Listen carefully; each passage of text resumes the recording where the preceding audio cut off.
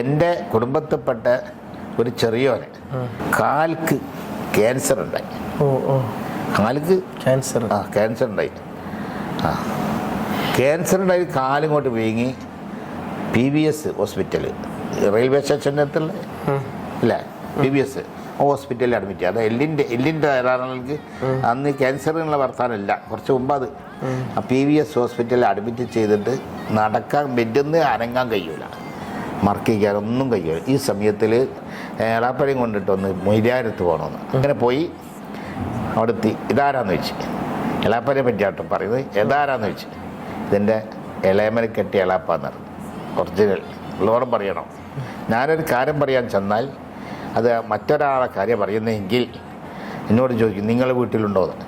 ഒരു ഉദാഹരണം പറയാം, എന്നോട് ചോദിക്കേണ്ട എനിക്ക് അങ്ങനെ പറയാൻ പാടില്ല. അത് എൻ്റെ ഉമ്മൻ്റെ ഉമ്മനെ പറ്റിയിട്ട് ഉമ്മ ചോദിച്ചു, ചെന്നിട്ട് സുഖമില്ല എന്ന് പറഞ്ഞപ്പോൾ നിങ്ങളുടെ വീട്ടിലാണോ എന്ന് ചോദിച്ചു.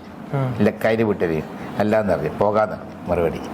അപ്പോൾ നമ്മൾക്ക് ബന്ധം വേണം. അപ്പോൾ അതുകൊണ്ട് ഞാൻ ഇളയമനെ കെട്ടി എളാപ്പ എന്ന് പറഞ്ഞത്. അങ്ങനെ പറയണം, ഇളയമനെ കെട്ടി എളാപ്പന്ന്. എന്താ വന്നതെന്ന് വെച്ചു, ഇങ്ങനെ മോന് കാലിങ്ങനെ കയറ്റി ഇവിടെ അതിൻ്റെ അടുത്ത് തന്നെ PVS ഹോസ്പിറ്റലിൽ ഇരുത്താണ്, ഭയങ്കര അടുത്താണല്ലോ റെയിൽവേ സ്റ്റേഷൻ. കാലിൻ്റെ പ്രയാസം പറഞ്ഞു. പ്രയാസം പറഞ്ഞപ്പം പറഞ്ഞ് അത് സുഖമായി എന്നറി. അപ്പം ഞാൻ പറഞ്ഞു എന്തെങ്കിലും മരുന്ന് പറഞ്ഞു തന്നാൽ നന്നായി നിന്ന്. ഇപ്പോൾ ഇല പറഞ്ഞു തന്നു, ഇത്ര 3 ഇല എപ്പോഴാണ് കഴിക്കേണ്ടത് വിശദീകരിച്ച് ചോദിച്ച്, എപ്പോഴാണ് കഴിക്കേണ്ടത്, രാവിലെ വൈകുന്നേരം. അങ്ങനെ അപ്പം തന്നെ കൊണ്ടു കൊടുത്തല.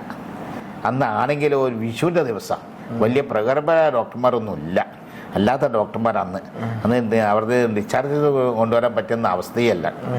ഏതോ ആട്ടെ ഞങ്ങൾ ഒരു തൽക്കാലം കഴിച്ചിലാൻ വേണ്ടിയിട്ട് ഈ ഇല കൊടുത്തപ്പം ബെഡിൽ നിന്ന് അനങ്ങാൻ കഴിയാത്ത മൊയ്തീൻ കോയ എന്നാണ് അവൻ്റെ പേര്. ഓനെന്ത് ചെയ്ത് നടന്നു പോയി. മടവൂര് ശൈലിൻ്റെ കറാമത്താ പറയുന്നത്. ഈ ഇല കൊണ്ട് കൊടുത്ത് മടവൂര് ശൈല നമ്മളെ കൊണ്ട് കൊടുക്കുന്നത്, ഈ ഇല കൊണ്ട് കൊടുത്ത് തിന്നപ്പോൾ മൂപ്പര് നടന്നു പോയി, ബാത്റൂമിൽ പോയി ആവശ്യം കഴിച്ചു പോന്നു. കിടക്കുന്ന ആളുടെ നടക്കാൻ പറ്റാത്ത ആള് ഇനി പാടുന്ന ആടം.